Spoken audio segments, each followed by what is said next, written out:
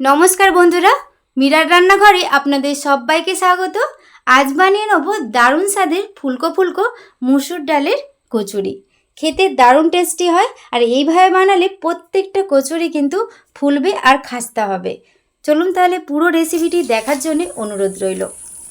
রেসিপিটি বানানোর জন্য প্রথমে আমি গ্যাসের মধ্যে একটা কড়াই বসিয়েছি আর কিছুটা জল দিয়েছি। আর জলটা আপনারা আপনাদের মাপ মতো দেবেন, যতটা ডাল নেবেন যেমন এমনভাবে জলটা নিতে হবে ডালটাও সেদ্ধ হয়ে যায় আর জলটাও যেন শুকিয়ে যায়। 100 গ্রাম ডাল নিয়েছি, ধুয়ে ওই জলের মধ্যে দিয়ে দিলাম। এবার ডালটা আমি হাই টু মিডিয়াম ফ্লেমে ডালটা আমি ফুটতে দেবো। ওদিকে ডালটা সেদ্ধ হতে থাক, এদিকে আমি ময়দাটা মেখে নেব। তার জন্য একটা বোলের মধ্যে 1.5 বাটি ময়দা নিয়েছি। এবার এর মধ্যে দিয়ে দেবো স্বাদ মতো লবণ, দিয়ে দেবো রিফাইন অয়েল। আপনারা এখানে একটু চিনিও ব্যবহার করতে পারেন। আর এর স্বাদ বাড়ানোর জন্য আমি এখানে 1 চামচ ঘিও ব্যবহার করছি। ময়ামটা একটু বেশি করে দিতে হবে। এবার হাত দিয়ে দোলে দোলে ভালো করে ময়দার সাথে ওই তেলটা ভালো করে মেখে নেব। মাখা হয়ে গেলে এবার অল্প অল্প জল দিয়ে একটা ডো বানিয়ে নেব। আমরা যেরকম রুটি লুচি মাখাতে গেলে যেরকম ডোটা একটু নরম করে মাখি, সেইভাবেই মাখিয়ে নিতে হবে। পুরো রেসিপিটি আপনারা দেখতে থাকুন, বানানো একদম সহজ, আর এইভাবে বানালে প্রত্যেকটা কচুরি ফুলবে।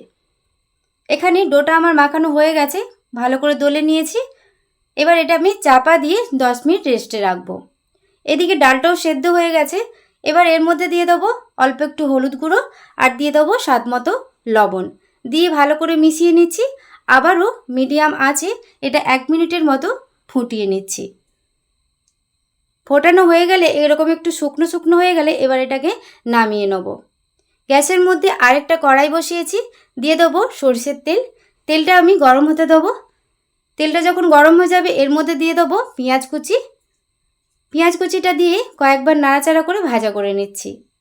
আমার চ্যানেলে আপনি যদি নতুন হয়ে থাকেন প্লিজ আমার চ্যানেলটি সাবস্ক্রাইব করবেন, আর পাশে থাকা বেল আইকনটা পুশ করে দেবেন আমার নতুন ভিডিও পাওয়ার জন্যে। পেঁয়াজটা যখন একটু ভাজা হয়ে যাবে এর মধ্যে দিয়ে দিলাম লঙ্কা গুঁড়ো। মিডিয়াম আঁচে আবারও কয়েকবার নাড়াচাড়া করে নিচ্ছি।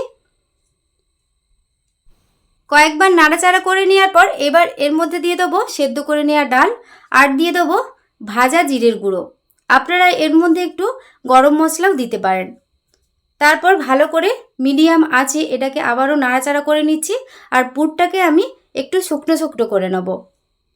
মিডিয়াম আঁচে এটা নাড়াচাড়া করে নিতে হবে।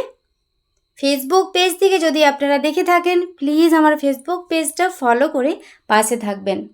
নাড়তে নাড়তে দিয়ে দেবো একটু চিনি। কচুরির মধ্যে একটু পুরটা যদি একটু মিষ্টি মিষ্টি হয় খেতে কিন্তু দারুণ স্বাদের হয়। আমি এখানে দিচ্ছি, আপনারা চাইলে নাও দিতে পারেন। নাড়তে নাড়তে এরকম যখন দলাভাব এসে যাবে এবার গ্যাসের ফ্লেমটা আমি অফ করে দেবো। এখানে আমি একটু বেশি করে পুরটা বানিয়েছি। এটা আমি কিছুটা ফ্রিজের মধ্যে সংরক্ষণ করে রাখবো। কয়েকদিন রেখেও আপনারা পরোটা বা কচুরি বানিয়ে খেতে পারেন। দইয়ের চাপাটা খুলে কয়েকবার দলে নিলাম। তারপর এবার লেচি করে নিচ্ছি। যেমন আমরা লুচি খাই তার থেকে একটু বড় করে লেচিগুলো কাটবো। সবগুলো কেটে নেওয়ার পর এবার পুর ভরে নেব। তার জন্য একটা লেচি নিয়েছি, এভাবে গোল করে খুঁড়ি বানিয়ে নিচ্ছি। খুঁড়ি বানানো হয়ে গেলে কিছুটা করে পুর নিয়ে এভাবে বলের আকারে বানিয়ে ওর মধ্যে ভরে নেব। একটু বেশি করে পুরটা দিলে কচুরিটা খেতে ভালো লাগবে। এইভাবে মুখটাকে ভালো করে আটকে নিতে হবে। আটকে নেওয়ার পর আবারও লেচি করে নেব গোল করে। এইভাবে হাত দিয়ে একটু চেপে নিলে পুরটা চারদিকটা ভালোভাবে ছড়িয়ে যাবে। দেখুন এইভাবে প্রত্যেকটা লেচি আমি আগে রেডি করে নিচ্ছি, তারপর এক একটা করে বেলবো। আপনাদের বোঝার সুবিধার্থে আরেকটা বানিয়ে দেখালাম। এইভাবে সবগুলো আমি বানিয়ে নিচ্ছি। তারপর প্রত্যেকটা লেচি এক একটা করে বেলবো, এক একটা করে ভাজবো। সবগুলো বানিয়ে নেওয়ার পর এবার বেলুনি কাঠের মধ্যে একটু তেল লাগিয়ে নিচ্ছি। তেল দিয়ে অবশ্যই আপনারা বেলবেন। এটা কিন্তু ময়দা গুঁড়ি বা আটা গুঁড়ি দিয়ে বেলতে যাবেন না। তেল দিয়ে বেললে সুন্দরভাবে পুরটা চারদিকটা এইভাবে ছড়িয়ে যাবে। আর হালকা হাতে প্রত্যেকটা লেচি এইভাবে বেলতে হবে। যতবার বেলবেন ততবার হাতটা ঘুরিয়ে নিতে হবে। দেখুন একটু মোটা করে বেলেছি। এবার তেলটা আমি আগে থেকেই গরম বসিয়ে দিয়েছি। ভালোভাবে তেলটা গরম হয়ে গেলে গ্যাসের ফ্লেমটা মিডিয়াম ফ্লেমে করে দেবো।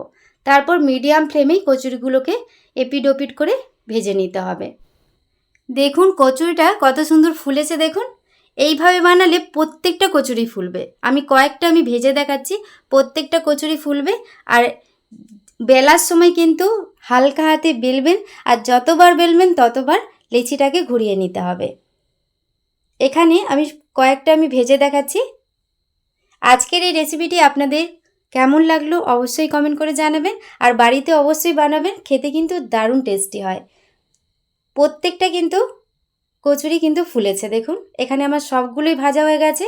আর প্রথম থেকে লাস্ট অবধি কচুরিগুলো যে ভাজবেন, একটাও কচুরি কিন্তু চুপসে যাবে না, এই রকমই ফোলা ফোলাই থাকবে।